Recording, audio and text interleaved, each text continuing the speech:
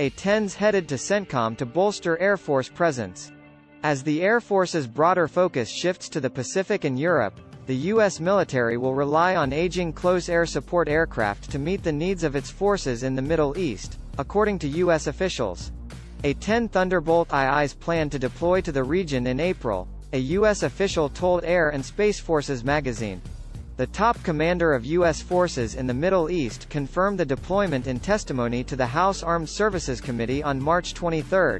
"I have a requirement for additional air assets," General Michael Eric Kurilla, the head of U.S. Central Command, CENTCOM, said in testimony to the HASC, adding that A-10s have been approved to come to CENTCOM.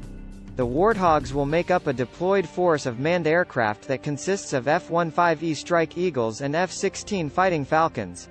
The Pentagon now prioritizes the Pacific and Europe over the Middle East, limiting the forces available to CENTCOM.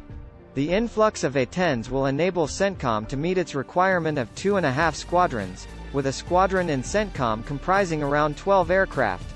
The U.S. is currently just under the 2.5 squadron requirement. While the U.S. has pulled out of Afghanistan, it is still battling the remnants of ISIS trying to make a comeback in Syria. The U.S. has around 900 troops stationed in Syria.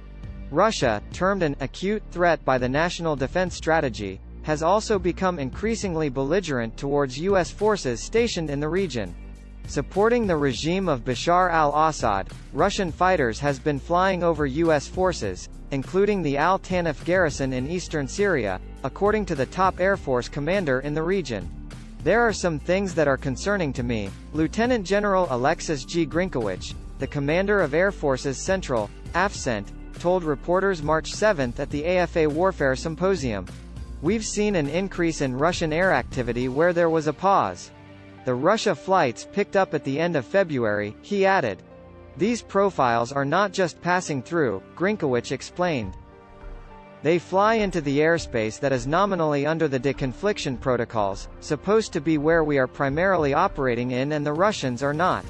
But they fly in there and they orbit around for a bit, and they do whatever it is that they're doing." A-10s were a hallmark of the global war on terror, often seen strafing insurgent positions with their trademark cannon. But the A-10 is not a viable aircraft for its future force, Air Force Chief of Staff General Charles Q.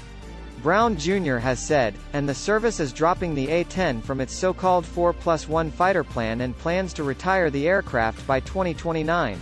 "We're retiring A-10s faster than we originally thought," Brown said at the McAleese and Associates Defense Conference March 15. The Air Force has tried to divest A-10s for years, but Congress had pushed back against the effort before starting to soften its stance recently.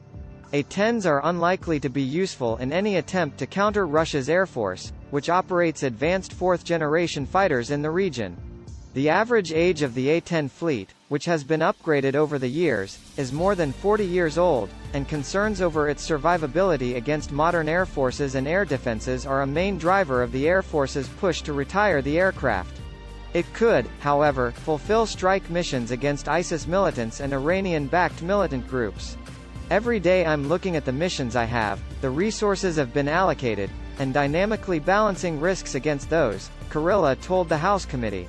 The U.S. has sought to deter Iran and reassure its Middle Eastern allies by conducting massive air exercises such as Juniper Oak, a bilateral live-fire exercise with Israel in January involving 100 American aircraft.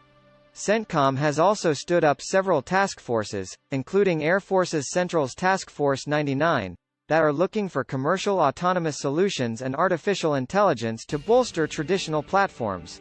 The U.S. has also deployed fifth-generation air-to-air F-22 Raptors to the region on short notice to deter Iranian attacks on U.S. partners.